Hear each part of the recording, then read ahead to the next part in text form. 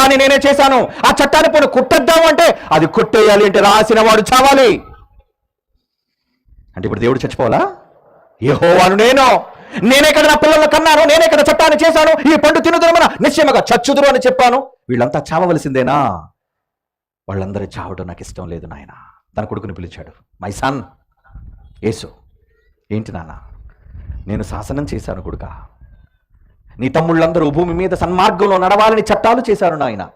కానీ ఆ చట్టాన్ని ఎవ్వరు దాని ప్రకారంగా నడవలేకపోతున్నారు, మీరిపోతున్నారు. అందరూ ఉల్లంఘన, చట్టం అంతా ఉల్లంఘిస్తున్నారు వాళ్ళు. మరి ఎలా నాన్న? వాళ్ళందరినీ చంపేయాలిరా.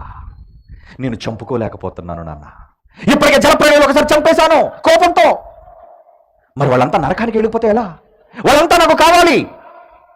వాళ్ళంతా నాకు కావాలి అంటే నేను రాసిన చట్టం రద్దు కావాలి. అలా రద్దు కావాలి అంటే నేనే చావాలి, చచ్చిపోతా నేను. నా పిల్లలను బ్రతికించుకోవడం కోసం మరణ శాసనం రాసిన నా మరణం తథ్యం అన్నాడండి. ఏసేమన్నాడు తెలుసా? నాన్న మీరు చనిపోతారా? మాకు జన్మనిచ్చిన తండ్రి మీరు, మరణ శాసనం రాసిన మీరు చావాలా? నేనుంటుండగా అది జరగనివ్వను, చావనివ్వను. మరణ శాసనం రాసిన వాడెవరు? కింద ఎవరు సంతకం? యెహోవా. ఎవరి సీల్ ఎవరిది? మరణ శాసనం రాసినది ఎవరిక్కడ? యెహోవా కదా రాశాడు. అంటే రూల్ ప్రకారంగా యెహోవా చావాలిగా. ఓకే, మరి దీన్ని నేను ఎలా సాధించాలనుకుంటున్నానో తెలుసా నాన్న? ఎలా నాయన? ఎలారా?